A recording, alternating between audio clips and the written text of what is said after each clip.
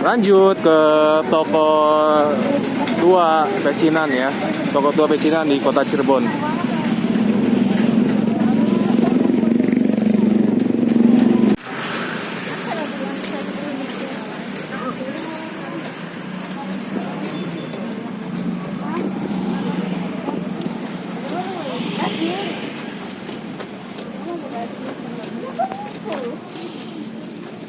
Cuacanya kurang mendukung ini. Backlight.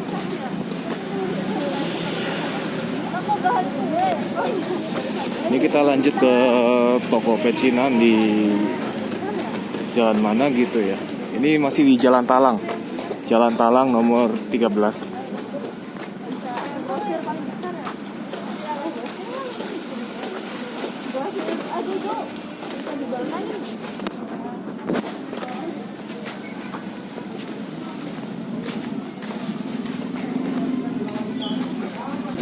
Ke Jalan Pasar Kanoman.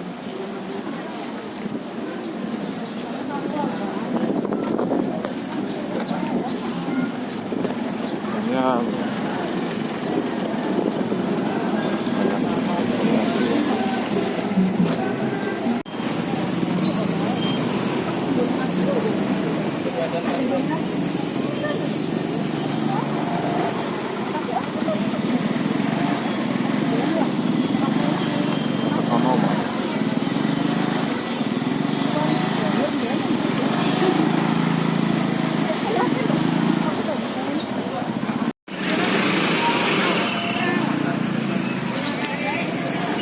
toko Monas. Teman-teman, kita sudah sampai di toko Monas, salah satu toko legendaris di kawasan pecinan ini. Berdiri sejak tahun dan bertahan sampai sekarang sejak tahun 1960-an. Dulu toko ini memproduksi mie. Mie-nya terkenal dengan nama mie puput dan proses produksinya pun masih tradisional. Nanti kita bisa lihat dan ngobrol bareng sama pemilik toko ini, lagi dipanggil.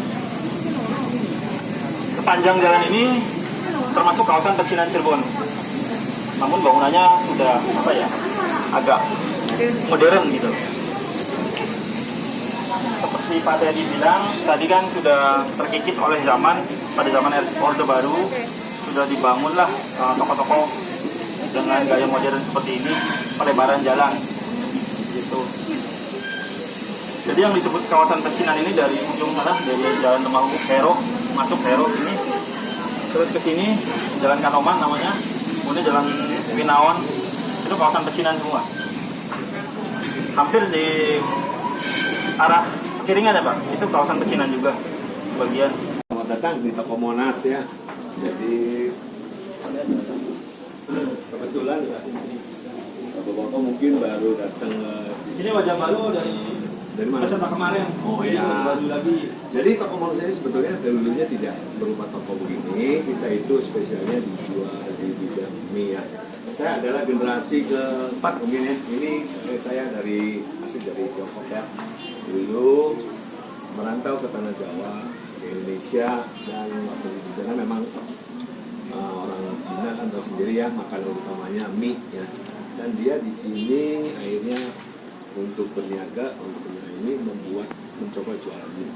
Kita jual mie tadinya nggak berupa toko ini, tapi dijual sebagai mereka. Nah, akhirnya seiring sejalan berkembang, akhirnya sampai turun menurun pembuatan mie. Dan ini contohnya dari toko kita ini mulai dilengkapi dengan jualan mie. Ini foto saya berdiri di sini itu sejak tahun 60-an.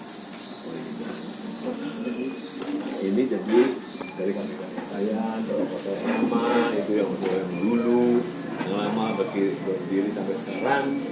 Beginilah kira-kira keadaannya setelah direnovasi. Barangkali berminat untuk melihat produksi ini, silakan di dalam ya. Masih pembuatan kita ini masih tradisional, tidak seperti orang lain pakai mesin. Kita masih tradisional, masih mengikuti resep dari Cina ya. Tapi mohon maaf, ini rumah lagi direnovasi ya bapak-bapak ya, ibu-ibu. Jadi mungkin agak sedikit jadi bertarik mas. Ini tadi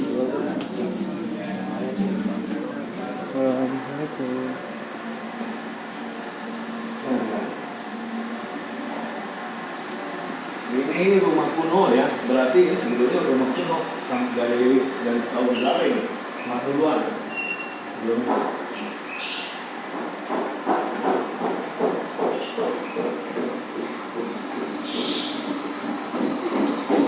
Nah, inilah cara pembuatan mie yang Kunyo itu begini.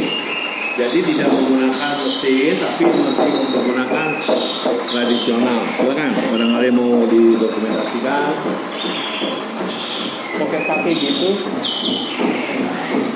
Cara pembuatan mie yang tradisional ya, yang dari asalnya ya begini, tidak menggunakan mesin gitu loh.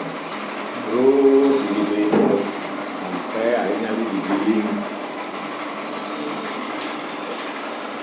Buat mie atau Betul. Ini cara pembuatan bakmi. Mie kita ini kalau dimasukkan ke dalam freezer bisa lah sebulan 2 bulan nggak masalah ya. Tapi kalau mau ditaruh di tempat ini 3 hari 4 hari. Walaupun kita tidak menggunakan bahan pengawet karena nggak ada yang izinnya dari pakai ini nggak boleh pakai pengawet. Berbahaya mungkin ya. Nah, ini maaf dapurnya sudah sedang kita renovasi semua biar lebih. Ya inilah begini cara pembuatannya. Setelah ini jadi dipotong-potong lalu digiling berbentuk mie dan direbus. Ini udah jarang sekali lah pembuatan mie begini tuh. Boleh dibilang udah langka gitu loh. Hanya yang seperti orang yang jual bakmi di Jakarta ataupun di mana yang masih menggunakan teknik lama. Kalau yang sekarang semua pakai mesin semua dan tentunya teksturnya beda. Bagaimana Anda mencari tekstur mie yang baik?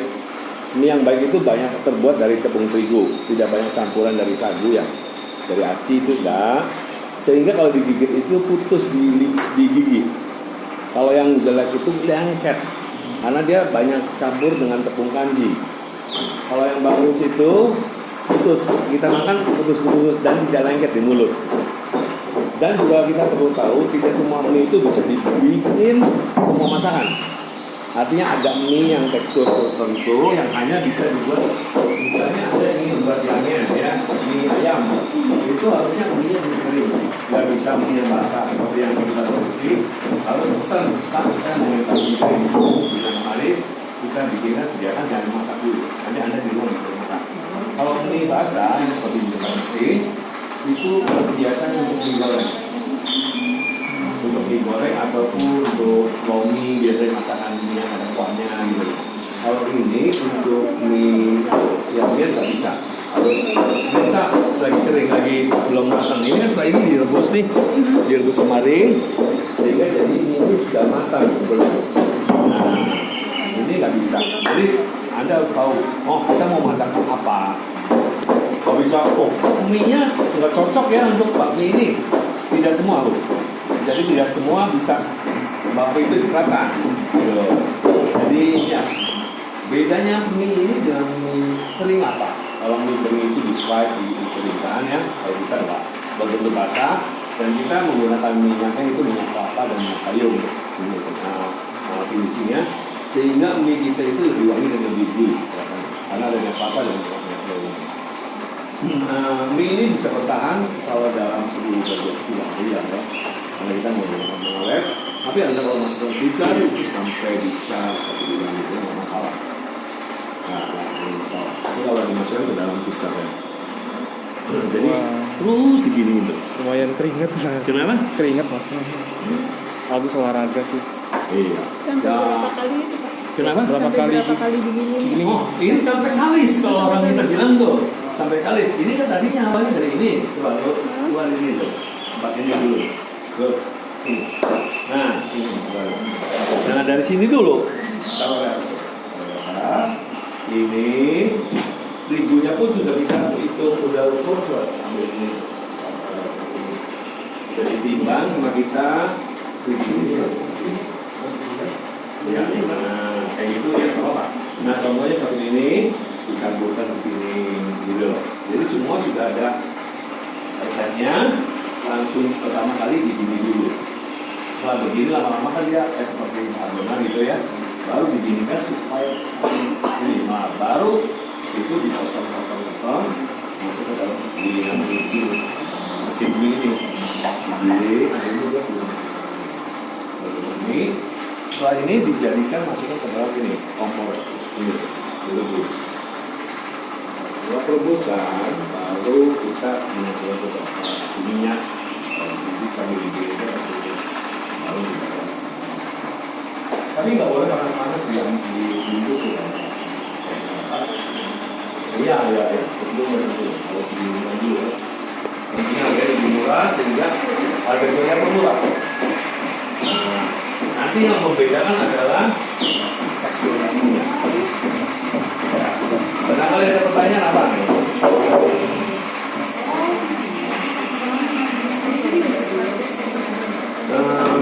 Ya, terigu ditambah juga ini sagu apa aci ya, itu ditambah untuk ini, terus di sini tambah telur, ya, tambah telur, terus kita diginikan terus, diguleng terus sampai ya benar-benar ya Mengembang ya. mengembang terus. Nah, semakin Anda lama begini, ini semakin bagus ya mie-nya tentunya. Teksturnya makin bagus. Ini berarti satu kali resep ya, bisa berapa kilo tuh? Sekali gini paling jadi berapa kilo ya? 18 kilo. Kilo. Satu gini. Oh ini, oh setengah. 9 kilo. Bikinnya berapa jam gitu? Bikinnya bisa Sam- 4 jam ya, Zak? Kalau bikin satu 18 kilo bisa sejam. Sejam. Sejam ya? Oh sejam. Lama juga ya. Bikin lama tuh sejam. Oh sejam. Nah, lama diginiin terus, Sampai kali. semakin lama semakin ini. Iya. Tapi sekarang kan sudah banyak mie di pasar yang murah. Ya. Iya. Itu mungkin dia menggunakan mesin jadi lebih cepat dan bahan bakunya saya yakin lah mereka nggak berani begini. Saat ini kan masih antik sekali, tradisional sekali. Jangan ada ini kan kayak orang benar-benar kerajinan. Betul-betul orang kerajinan beginiin itu lembang-lembangan. Pak, bedanya Pak, kalau mie yang kayak gini sama mie yang ditarik-tarik itu? Itu mie tarik itu sebenarnya yang ilustrasi lah, ilustrasi Oh, gitu loh, ilustrasi. kayak orang yang kayak di kumpul-kumpul tarik-tarik gitu. Itu keahlian orang-orang hanya tertentu gitu loh, tidak semua orang bisa. Kalau ada mie aslinya mie dari Cina yang begini. Terus kalau SDM-nya untuk bikin kayak gitu, Nah, ada berat ini badan turun menurun. tertentu? Ini udah generasi ketiganya yang kerja.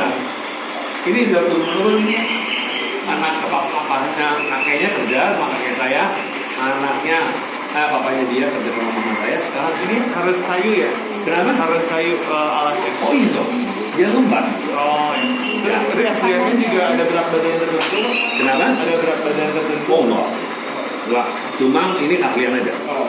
Dan kebetulan turun menurun. Dan ini pun bantalanya pun harus ini ya. Kalau enggak dia lembat. Jenis kayunya tertentu apa? Terlalu. Oh.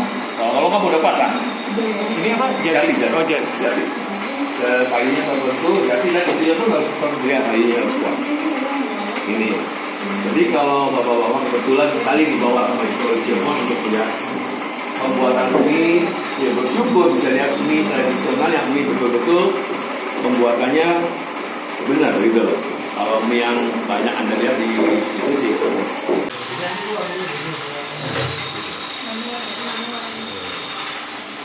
Jadi mesinnya aja ini ya ini jarang ya. Iya, udah semua orang pakai mesin. Iya, modern. Iya, modern ya.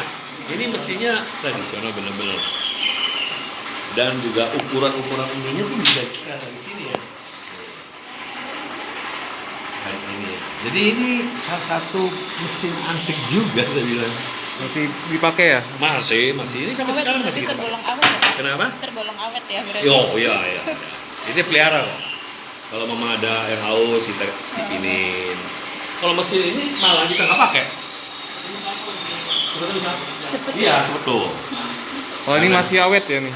Masih sampai saat ini pakai. Karena ini masih manual ya manusia ya. Dan semua juga pakai tenaga. Kalau ini kan listrik udah. Cepet rusak. Nah, di dalam perebusannya pun nggak boleh sembarangan ya. Tungku ya, harus pakai tungku dan juga hanya berapa menit gitu loh. Dalam perebusannya itu harus yang benar-benar apa begitu pluk taruh, benar-benar udah. Nggak boleh setengah jam. Wah, Harus cepat ya. harus tepat waktu-waktunya itu ini harus tepat. Gitu loh. Makanya kebetulan lah Anda mendapat kesempatan lihat orang yang bisa masuk kemari. Tahu juga Pak. Ya, mungkin di Anda aslinya dari mana, Jakarta atau mana, di Bendul, Jakarta, Bandung, mungkin banyak yang buat, tapi kayaknya untuk model yang begini. Tuh, Anda lihat ya dari tadinya kecil, sekarang sudah menjadi besar, ya kan? Melar kan? Dari tadi kecil, bagi yang Anda datang barusan, Iya, barusan. ya kecil, Kecil. sekarang malah memanjang loh dia. Terus begini terus.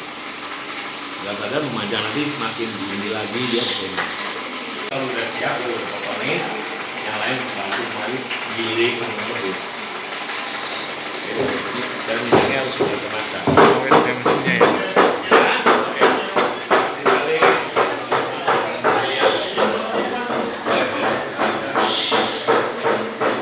Oh ya, ini Pak, paling enggak kebetulan ini kita udah sediakan juga buat ini buat coba-coba semua. Silakan. Bagi-bagi nih. Silakan cobain. Waduh, makasih banyak. Siap. Ya teman-teman, ini ada sedikit souvenir dari Ya, Komonas. silakan. Masuk dulu, yuk. Yuk. Silakan.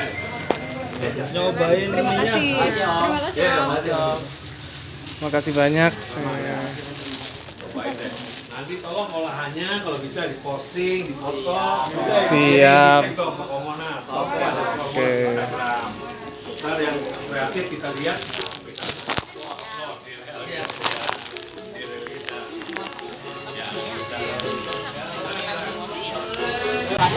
Oke, terima kasih yang udah nonton videonya dari video kali ini. Nanti ada video berikutnya ini yaitu toko selanjutnya, toko Monas. Ini masih ada tradisionalnya. Teman-teman.